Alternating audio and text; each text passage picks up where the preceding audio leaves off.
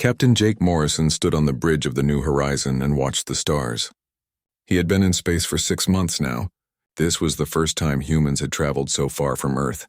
Jake felt proud to lead this mission. "Captain, we are getting a signal," said Lieutenant Commander Pete Collins. Pete was Jake's best friend. They had served together for 10 years. Jake walked over to Pete's station. "What kind of signal?" "It sounds like a distress call. It's coming from near that red planet over there." Jake looked at the planet through the big window. It was far away, but he could see it was red and rocky. "Can you understand the signal?" "No, sir, it's not in any language we know. But the pattern sounds like someone asking for help." Jake thought for a moment.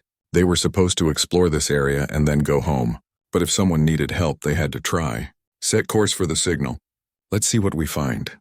The New Horizon moved toward the signal. It took 2 hours to get close. When they arrived, they found something amazing.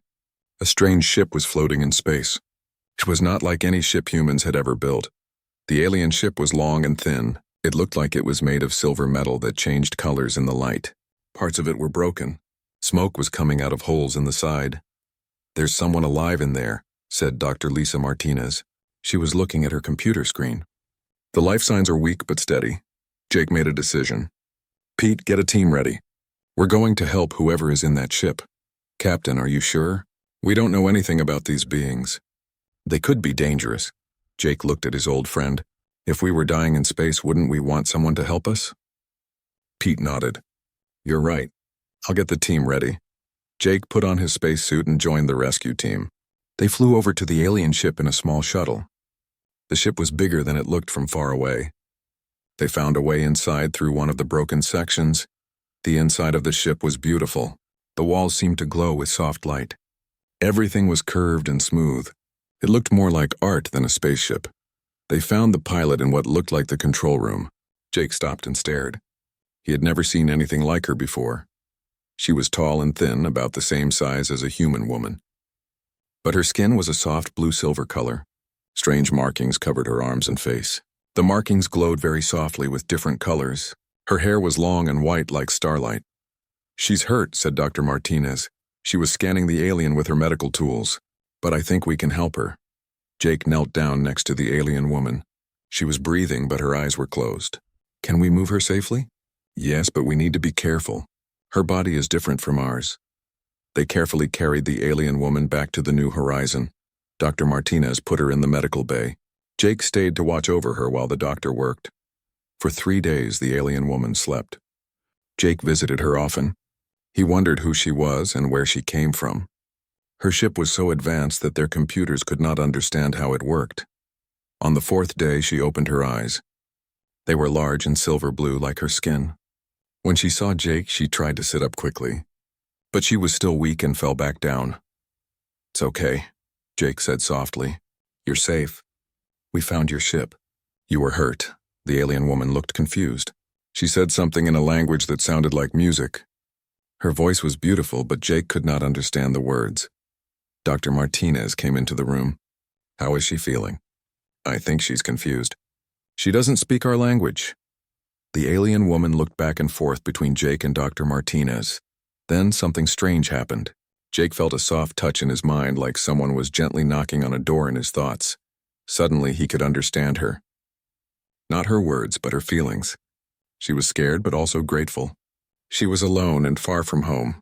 Her name was something like Zarath. "Can you hear me?" Jake asked, speaking slowly. Zarath tilted her head. She seemed to be listening, not just with her ears, but with her mind. After a moment, she spoke again. This time, Jake could understand some of the words. "You helped me. Thank you." Her English was not perfect, but Jake could understand her. "How are you learning our language so fast?" Zarath touched her forehead. "I can touch thoughts. Not deep, just surface." "I learn from your words." Dr. Martinez looked amazed. "She's telepathic. She's reading our minds to learn English." Over the next few days, Zarath got stronger. She also got better at speaking English. Jake spent hours talking with her. He learned that she came from a planet very far away. Her people were called the Veltar. "My world is dying," she told him one day. They were sitting in the ship's garden area. Jake had brought her there because she seemed sad in the medical bay. "What happened to it?" "A sickness.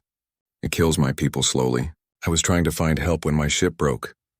Jake felt sorry for her. Is there anything we can do? Zareth smiled sadly. Your people are kind. But this sickness is very old. We have been fighting it for many years. As the days passed, Jake found himself spending more and more time with Zareth. She was intelligent and curious about everything. She asked many questions about Earth and humans. Jake enjoyed answering them.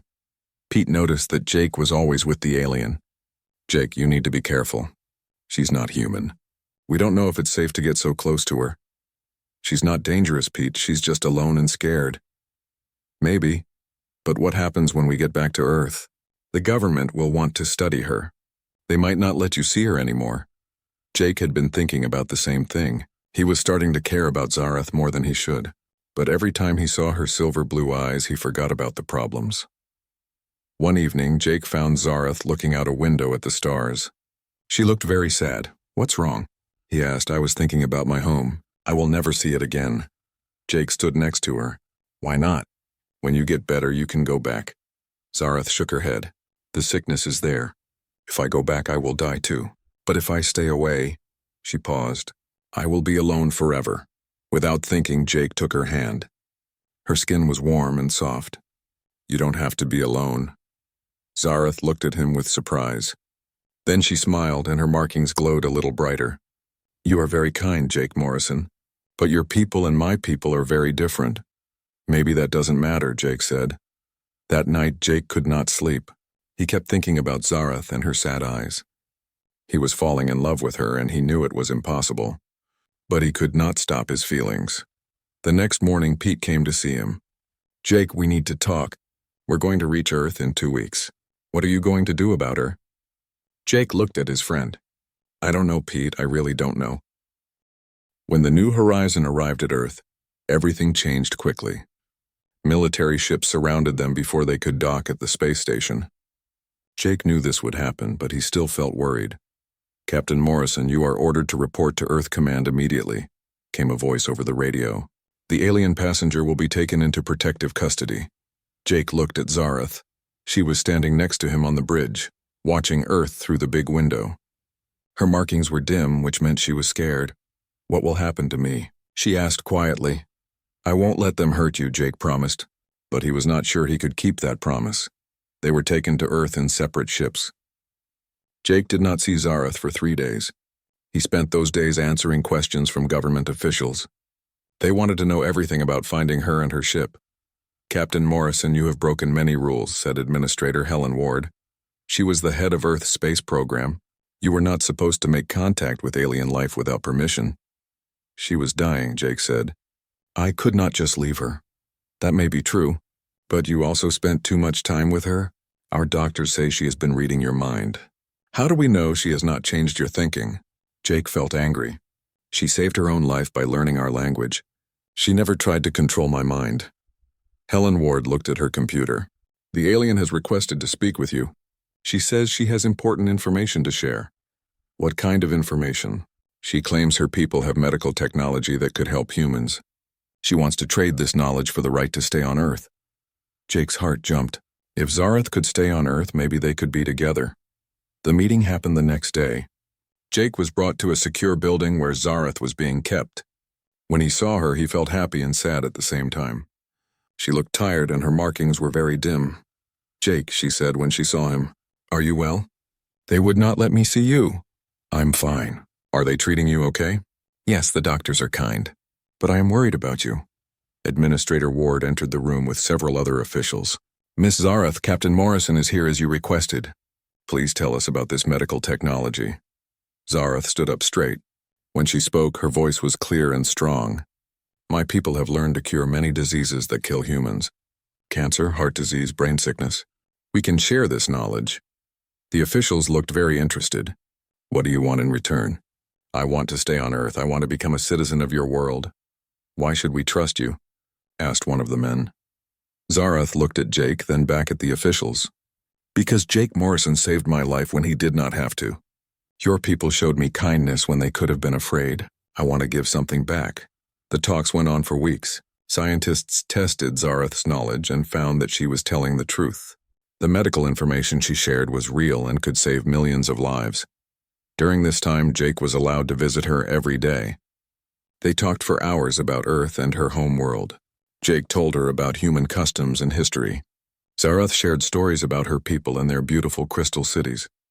"What was your world like before the sickness?" Jake asked one day. Zareth's markings glowed softly as she remembered. "Very beautiful. We had cities that floated in the sky. Gardens grew on clouds. The air itself sang with music. It sounds wonderful." It was, but even wonderful things can end. She looked sad. "I miss it, but I cannot go back. This is my home now. Are you sure you want to stay? Earth is very different from your world." Zareth took his hand. "Jake, I have something to tell you. On my world, when two people care for each other deeply, they share a mind bond. I can feel what you feel. You love me." Jake felt his face get warm. "Is that okay? I know we're very different. I love you too. That is why I want to stay." 3 months after the New Horizon returned to Earth, the government made a decision. They would allow Zareth to stay as Earth's first alien citizen. In return, she would share her people's medical knowledge and help scientists understand alien technology. But there was more news. Administrator Ward called Jake and Zareth to another meeting. "The government has decided to do something that has never been done before," she said. "We want to show the galaxy that Earth welcomes peaceful aliens. Miss Zareth, if you wish, you may marry Captain Morrison. It will be a symbol of friendship between our peoples." Jake could not believe what he was hearing. "Are you serious?" "Very serious. The whole world is watching this situation. A wedding between a human and an alien would show that we are not afraid of differences." Zareth looked at Jake. "Do you want this, Jake? Marriage is a very serious thing for my people." "Yes," Jake said without hesitation. "I want to marry you." The wedding was planned for 2 months later. It became the biggest news story in the world. Every television channel and internet site talked about it. Some people were excited. Others were worried or angry. Jake retired from the space program so he could focus on his new life with Zareth. The government gave them a house in Colorado, far from the big cities but close enough to the medical research centers where Zareth would work. During the weeks before the wedding, Jake and Zareth learned more about each other. Jake discovered that Zareth loved the taste of chocolate and the sound of rain. She was amazed by Earth's blue sky and white clouds. "On my world, the sky was always silver," she told him. "I never saw blue like this." Zareth also learned about human emotions by feeling Jake's thoughts. "Humans feel so much," she said. "Joy, sadness, anger, love, only all at the same time. My people are more peaceful but also more quiet inside." The wedding day arrived. It was held in a beautiful garden in Washington, D.C. People from all over the world came to watch. Cameras recorded everything to show the rest of humanity. Zareth wore a white dress like human brides, but she also wore jewelry from her world that made her markings glow softly. Jake wore his best military uniform. When they said their vows, Zareth spoke in both English and her own musical language. Many people watching cried, including Jake's sister Amy and his parents. "I promise to love Jake Morrison for all my days on this world," Zareth said. "He showed me that love can cross the stars." Jake's voice was strong and clear. "I promise to love Zareth and to help her make Earth her true home. Together we will build something new." When they kissed, Zareth's markings glowed bright blue and gold. The crowd cheered. It was the first kiss between a human and an alien that the world had ever seen. After the wedding, Jake and Zareth flew to their new home in Colorado. The house was small but comfortable, with big windows that showed the mountains. "This is ours?" Zareth asked, looking around with wonder. "This is ours," Jake confirmed. That first month was like a dream. Zareth loved everything about Earth. She spent hours in the garden, amazed by flowers and insects. She laughed when she saw her first butterfly and cried happy tears when she felt rain for the first time.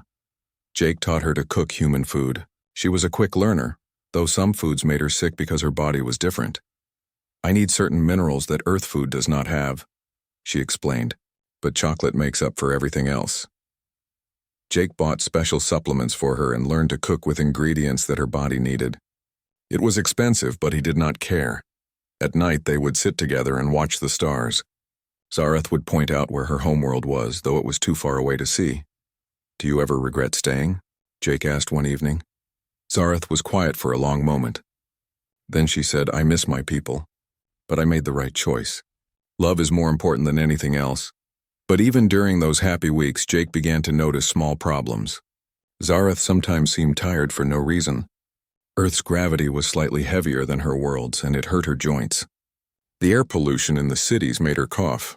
Most difficult was the noise. Human cities were much louder than anything on her world. Car engines, airplanes, and machines hurt her sensitive hearing. Too much noise, she would say, holding her head. Jake tried to make things easier for her. He bought special earplugs and made sure their house was in a quiet area. But he was starting to worry. One morning, Dr. Martinez came to visit. She had become Zareth's personal doctor and friend. "How are you feeling, Zareth?" she asked. "Some days good, some days not so good. Earth is wonderful, but also very loud and rough." Dr. Martinez ran some tests. When she was done, she asked to speak with Jake alone. "Jake, I'm seeing some changes in Zareth's body. Nothing dangerous yet, but I think Earth's environment is harder on her than we thought." "What kind of changes?" "Her blood chemistry is different. Her markings are not as bright as they were. I think we need to watch her carefully." Jake felt worried, but he did not want to tell Zareth yet. He hoped that with time she would get better at living on Earth. The media attention was also becoming a problem. Reporters followed them everywhere. Photographers hid in bushes trying to take pictures of them. It was hard to have a normal life. "I feel like we live in a glass box," Zareth said one day. "Everyone is always watching." "It will get better," Jake promised. "People will get used to us and stop paying so much attention." But deep down he was starting to understand that their love story was going to be much harder than he had hoped. 6 months after the wedding, Jake woke up to find Zareth sitting by the window crying. Her tears were not like human tears, they glowed softly blue in the morning light. "What's wrong?" Jake asked, sitting next to her. "I had a dream about my homeworld," she said softly. "I could hear my people singing. When I woke up, the silence here felt so heavy." Jake put his arm around her. She felt thinner than before. "You've lost weight again?" "Earth food still makes me sick sometimes. And the air here tastes wrong." This was becoming a bigger problem each week. Dr. Martinez had to give Zareth special medicine to help her body process Earth's atmosphere. The oxygen level was different from her world, and pollution made it even harder. "Maybe we should move somewhere with cleaner air," Jake suggested. "It's not just the air, Jake. Everything here is too much. Too loud, too bright, too rough." Jake was starting to understand how hard this was for her. Zareth's people had lived on a peaceful world for thousands of years. Earth was full of noise, violence, and chaos that hurt her sensitive mind. That morning, their neighbor Carol Thompson came over with fresh bread. She was a kind older woman who lived alone next door. "Good morning, you two," Carol said cheerfully. "How are you feeling today, Zareth?" Zareth tried to smile. "I am well, thank you." But Jake could see that talking to Carol was difficult for Zareth.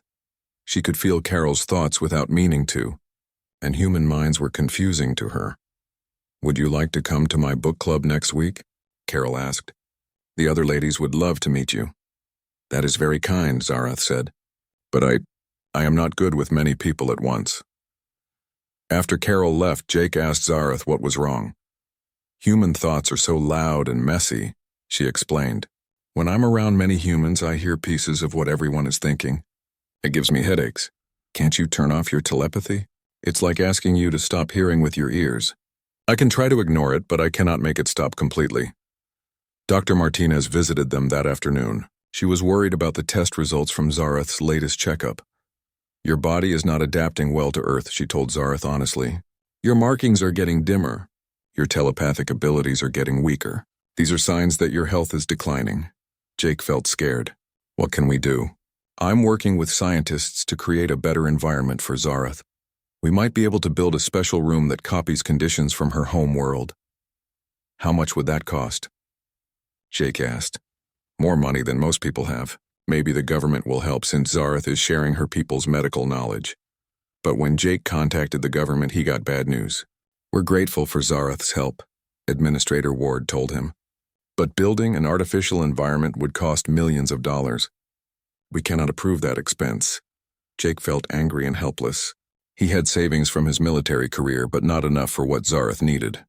He started working 2 jobs, teaching at the Space Academy during the day and working at a research lab at night. Zareth noticed how tired Jake was becoming. "You are working too hard because of me," she said one evening. "I want to take care of you," Jake replied. "That's what husbands do. But you are making yourself sick. Look at yourself, Jake. You have lost weight too. You have dark circles under your eyes." Jake knew she was right, but he did not know what else to do. Every month, Zareth needed more expensive medicine and treatments to stay healthy. The media attention was also getting worse. Now that the excitement of the wedding was over, some news programs were asking hard questions about whether the marriage was a mistake. "Is the alien wife becoming a burden on taxpayers?" asked one TV reporter. "How much is this costing the American people?" These stories hurt Zareth deeply. She started staying inside the house most of the time, afraid to go out where people might recognize her. "I never wanted to be a burden," she told Jake sadly. "Maybe I should not have stayed on Earth." "Don't say that. I love you. We'll figure this out."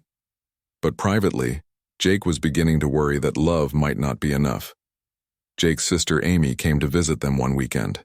She was shocked by how different Zareth looked. The alien woman's skin was paler than before and her markings barely glowed at all. "Zareth, are you feeling okay?" Amy asked gently. "Some days are better than others," Zareth answered, "but I am grateful that Jake's family accepts me." Amy hugged her. "Your family now too." Later, Amy talked to Jake privately. "She's really sick, isn't she? Dr. Martinez says her body is rejecting Earth's environment. It's like she's allergic to our whole planet. What are you going to do?" Jake ran his hands through his hair. "I don't know. I can't fix the air or make the gravity lighter. I can't make human thoughts quieter or the sun less bright. Everything about Earth is wrong for her. Have you thought about other options?" "What other options?" "Her home world is dead from plague. There's nowhere else for her to go." But Amy's question made Jake think. That night he could not sleep. He went outside and looked up at the stars, wondering if there was any place in the galaxy where Zareth could be healthy and happy. The next week brought more bad news. Zareth collapsed while trying to tend her garden. Jake found her lying among the flowers, too weak to stand up. "I'm sorry," she whispered as he carried her inside. "I wanted to pick vegetables for dinner. You don't need to apologize. Save your strength." Dr. Martinez came immediately. After examining Zareth, she called Jake aside. "Jake, I have to be honest with you. Zareth's condition is getting worse faster than I expected. Her cellular structure is breaking down. It's like her body is slowly forgetting how to function in Earth's environment." "How long does she have?" "If things continue at this rate, maybe a year, maybe less." Jake felt like the world was falling apart around him. "There has to be something we can do." "I've been thinking about that. What if we tried to contact Zareth's people? Maybe they have medical knowledge that could help her. Her people are dying from plague. How could they help? Maybe they found a cure. Maybe some of them escaped to other worlds. We won't know until we try." That night, Jake sat next to Zareth's bed. She was sleeping, but even in sleep she looked tired and sick. "I should have known this would happen," he said quietly to himself. "How could I think a being from another world could just live on Earth like it was nothing?" Zareth opened her eyes. "You are blaming yourself. I can feel your guilt even in my dreams. If I hadn't been so selfish, you could have found another solution. Maybe you could have found a planet more like your home." Zareth reached for his hand. Her skin felt cool and fragile. "Jake, listen to me. Even if I had known this would happen, I would have made the same choice. The time we have had together has been worth everything. But you're dying because of me. I am dying because I am far from home. But I am living because you loved me enough to try." Jake squeezed her hand gently. "I'm going to find a way to save you. I promise. And I promise that no matter what happens, I will never regret loving you." The next morning, Jake started making calls. He contacted everyone he knew in the space program, asking if they could help him reach out to other alien civilizations. Most people said it was impossible, but Pete Collins had an idea. "There's a deep space communication array in Australia," Pete told him. "It's more powerful than anything else we have. If Zareth's people are out there somewhere, that array might be able to reach them. Can you help me get access to it?" "I can try. But Jake, you need to prepare yourself. Even if we can contact them, they might not be able to help." "I have to try, Pete. I can't just watch her die." As Jake made plans to save his wife, Zareth spent her days getting weaker. She could no longer leave the house at all. The sunlight hurt her eyes and the sounds of cars and airplanes made her sick, but she still tried to smile when Jake came home from work. She still told him stories about her world and listened to his worries. Her love for him never dimmed, even as her markings grew fainter each day. "Whatever happens, Jake," she told him one evening, Remember that love is never a mistake. Even if it hurts, even if it ends, it is always worth trying. Jake held her close and wondered if he was about to lose the only woman he had ever truly loved. 1 year after their wedding, Jake woke up to find Zareth standing in their bedroom. But something was terribly wrong. Her body seemed to flicker like a broken television. Sometimes she looked normal, sometimes she appeared to be made of light and energy. "Zareth," Jake said carefully, "are you okay?" She turned to look at him, but her eyes seemed to look through him instead of at him. When she spoke, her voice sounded far away. "The silver streams are calling me home," she said in her own language. Then she seemed to remember where she was. "Jake, I'm sorry. I was dreaming while awake again." This had been happening more often. Zareth would forget she was on Earth and think she was back on her homeworld. Dr. Martinez said it was because her brain was not getting the right kind of energy it needed. "Let me help you back to bed," Jake said gently. "No, I want to see the sunrise." On my world, the sunrise was purple and gold. Here it is yellow and orange. Still beautiful, but different. Jake helped her to the window. He could see that her markings were almost completely dim now. Only a few faint lines still glowed on her arms. "Zareth, Dr. Martinez is coming today. She has the results from your latest tests." "I know what she will say," Zareth replied sadly. "My body is forgetting how to be alive on this world." Dr. Martinez arrived at noon. She sat down with both Jake and Zareth in their living room. Her face was serious. "I'm not going to lie to you," she began. "The tests show that Zareth's condition is getting much worse. Her cells are breaking down faster now. How much time does she have?" Jake asked, though he was afraid of the answer. "If nothing changes, maybe 6 months. Maybe less." Zareth took the news calmly, but Jake felt like his heart was breaking. "There has to be something we can do." "Actually, there might be," Dr. Martinez said. "Jake, remember when you asked me to help contact Zareth's people?" Well, we got a response. Jake's hope jumped. "What did they say?" "They're sending a message back in a few hours." "But Jake, there's something else." "The message came from a ship, not a planet. It seems like some of Zareth's people survived and are living in space." That afternoon, they went to the communication center to receive the message. When the signal came through, it was in Zareth's musical language. She listened with tears in her eyes. "What are they saying?" Jake asked. "It's Commander Kethavar, my old teacher. He says that many of my people escaped before the plague destroyed our world. They have built a new colony on a moon near the Proxima Centauri star system. That's wonderful. You can go to them and be safe." But Zareth's expression was not happy. "Jake, there's something I never told you. The plague that killed my world. It was caused by being around primitive planets for too long. Being on Earth is making me sick in the same way." Jake felt like the floor had disappeared under his feet. "You knew this would happen?" "I suspected it might. But I chose to stay anyway because I loved you more than I feared death." Jake was quiet for a long moment. He felt angry and hurt and grateful all at the same time. "Why didn't you tell me?" "Because you would have made me leave. And I wanted to spend whatever time I could with you." Dr. Martinez spoke up. "There's more to the message. Commander Kethavar says they can take Zareth to their colony. Their artificial environment would heal her." "Then we have to send her," Jake said immediately. "Jake, no," Zareth protested. "The colony is built for my people only. Humans cannot survive there. If I go, I can never come back to Earth. I would never see you again." Jake looked at his wife. She was so thin now that he could almost see through her. Her beautiful markings were nearly gone. She was dying slowly every day. "But you would live," he said quietly. "What kind of life would it be without you?" Over the next few weeks, they sent more messages back and forth with Commander Kethavar.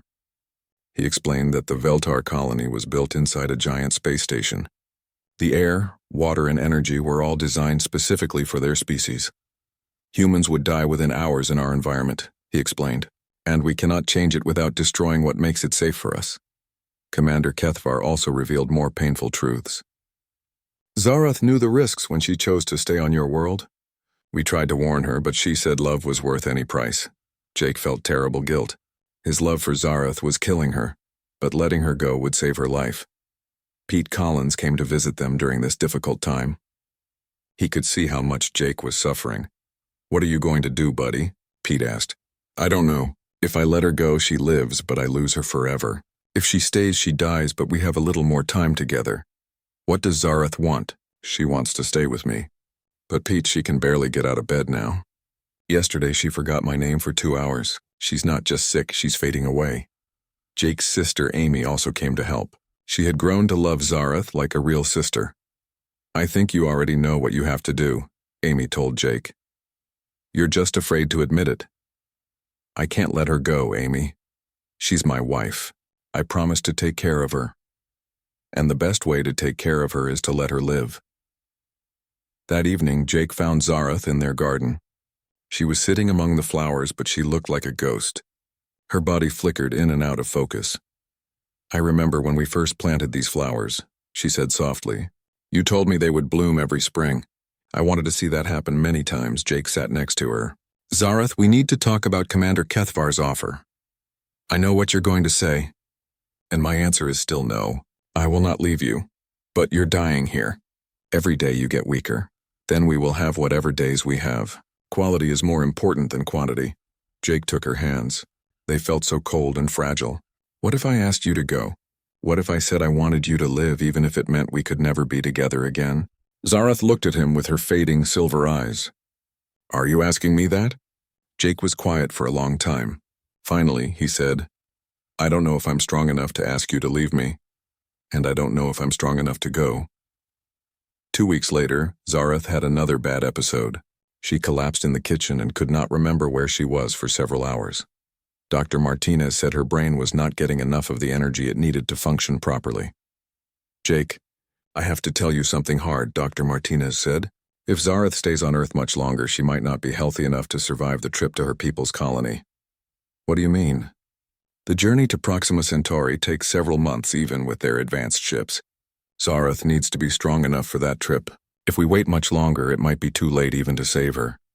That night, Jake made the hardest decision of his life. He sent a message to Commander Kethvar. We accept your offer. Please come for Zareth as soon as possible. When Zareth found out what Jake had done, she was angry and heartbroken. How could you decide this without me? She demanded. Because I love you too much to watch you die when I can save you. But I will lose you forever. And I will lose you forever if you stay here and die. At least this way you get to live, Zareth cried for hours. Her tears glowed bright blue, brighter than her markings had been in months. I understand why you did this, she finally said. But understanding does not make it hurt less. Jake held her close. I know, it's killing me too. But it's the right thing to do. Commander Kethvar sent word that a rescue ship would arrive in 2 weeks. Those were the longest and shortest 2 weeks of Jake's life. He wanted to spend every moment with Zareth, but he also dreaded each passing day. I want to give you something before I go, Zareth told him during their last week together. Close your eyes and let me touch your mind one more time. Jake felt Zareth's telepathic touch gentler than it had ever been. Suddenly his mind was filled with her memories and feelings. He could see her homeworld through her eyes, feel her love for him as strongly as she felt it. This is my gift to you, she said. When you miss me, you can remember this feeling. You will always carry a part of me with you. Jake opened his eyes with tears streaming down his face. Thank you, but I would rather carry all of you with me forever. I know, Zareth whispered. I know. The Veltar rescue ship arrived on a clear night in the Nevada desert. Jake and Zareth drove there together, along with Dr. Martinez, Pete Collins, and Administrator Ward. The government had agreed to keep the pickup secret from the media. Jake had never seen a Veltar ship before. Zareth's escape pod had been small and damaged. This ship was beautiful and strange. It looked like it was made of living crystal that changed colors in the starlight. Sometimes it seemed solid. Sometimes it looked like it was made of light itself. It's beautiful, Jake said softly. My people build ships that are part art, part science, Zareth explained. She was wearing the special travel suit that Dr. Martinez had designed to keep her stable during the journey. This one is called Song of the Far Stars. When the ship landed, a doorway opened that seemed to be made of flowing water. 3 Veltar emerged. They looked similar to Zareth, but healthier and brighter. Their markings glowed with strong, steady light. The leader was Commander Kethvar. He was tall and moved with grace. When he saw Zareth, his markings flickered with concern. Little star, he said in their musical language, you have become so dim. Teacher, Zareth replied. Thank you for coming for me. Commander Kethvar looked at Jake. You are the human who loves her. Yes, sir. I'm Jake Morrison. You have made a great sacrifice by letting her go. This shows the wisdom of your species. Jake's throat felt tight. I just want her to live. Commander Kethvar spoke to Jake in careful English. We have prepared a special chamber on our ship for Zarath's healing. She will sleep during most of the journey. When she wakes up at our colony, she will be strong again. How long will the trip take? 5 months in your time. Jake nodded. 5 months, and then Zarath would be forever beyond his reach. Dr. Martinez checked Zarath's medical equipment one last time. The medicines I've given her should help during the journey. Commander, please take good care of her. She is precious to us as well, Commander Kethvar replied. She will be safe. Pete Collins shook Jake's hand. You're doing the right thing, buddy. It's the hardest thing, but it's right. Administrator Ward spoke briefly with Commander Kethvar about maintaining communication between their peoples. Then it was time for the final goodbye. Jake and Zarath walked a little distance away from the others.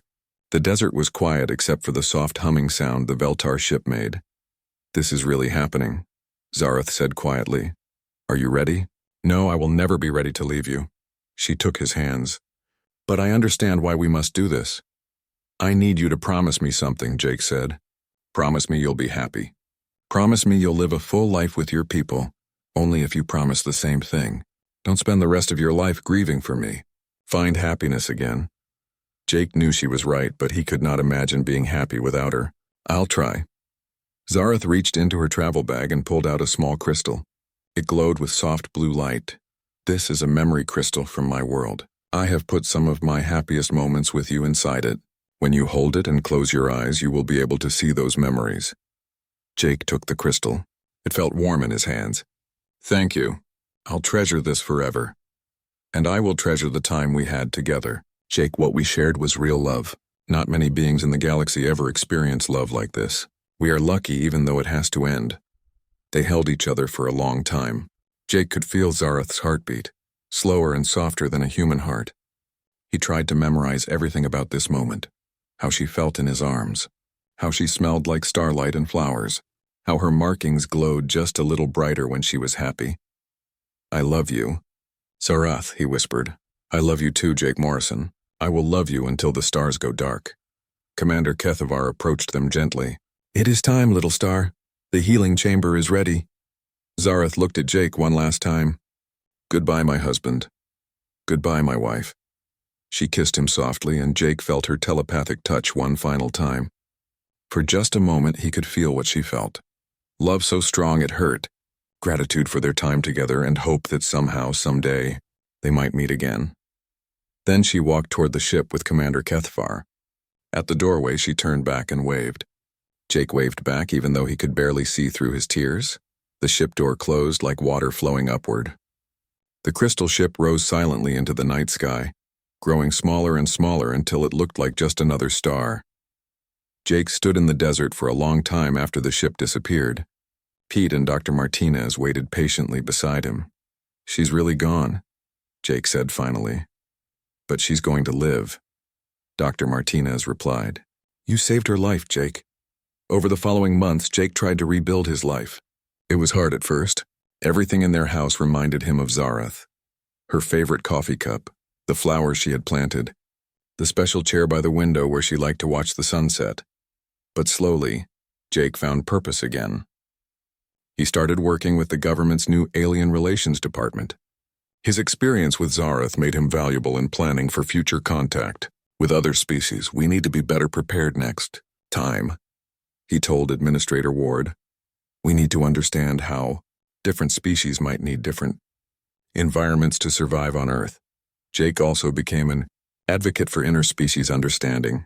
He gave speeches at universities and wrote articles about his experience. He wanted people to understand that love could cross any barrier, but that love sometimes meant making difficult sacrifices. 6 months after Zarath left, Jake received his first message from the Veltar colony. It was from Zarath herself. My beloved Jake, the message said when translated into English. I am writing to you from our new world. The healing chamber worked. I am strong again, and my markings glow brightly once more. But the brightest part of me will always be the love you gave me. I have been chosen to help lead our people as we build our new civilization. My experience with humans has taught me much about different ways of thinking and feeling.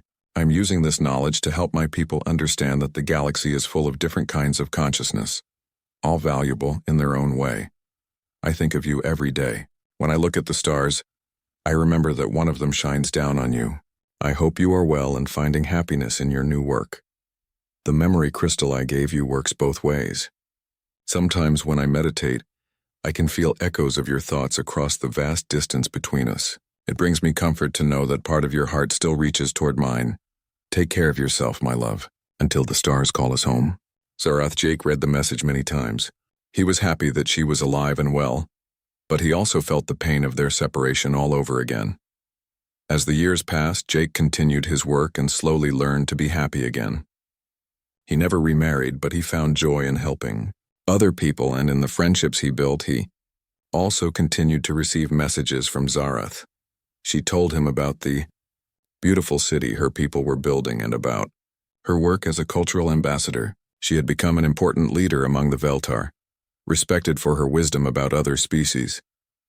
Your love changed me, she wrote in one message. It taught me that opening your heart to someone different from yourself is not a risk.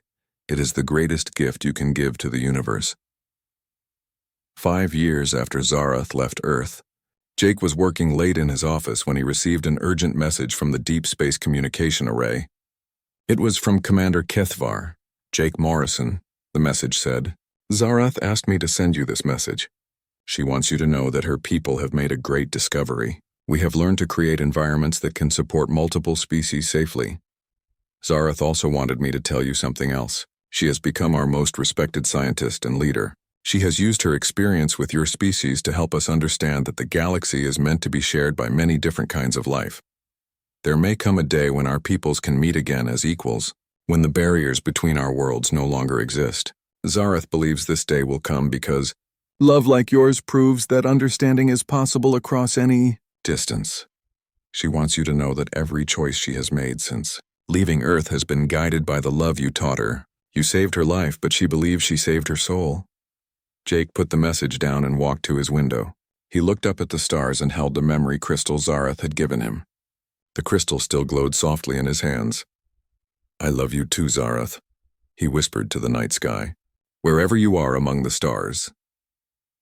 In that moment, Jake felt a familiar, gentle touch in his mind, just for an instant, like an echo of an echo.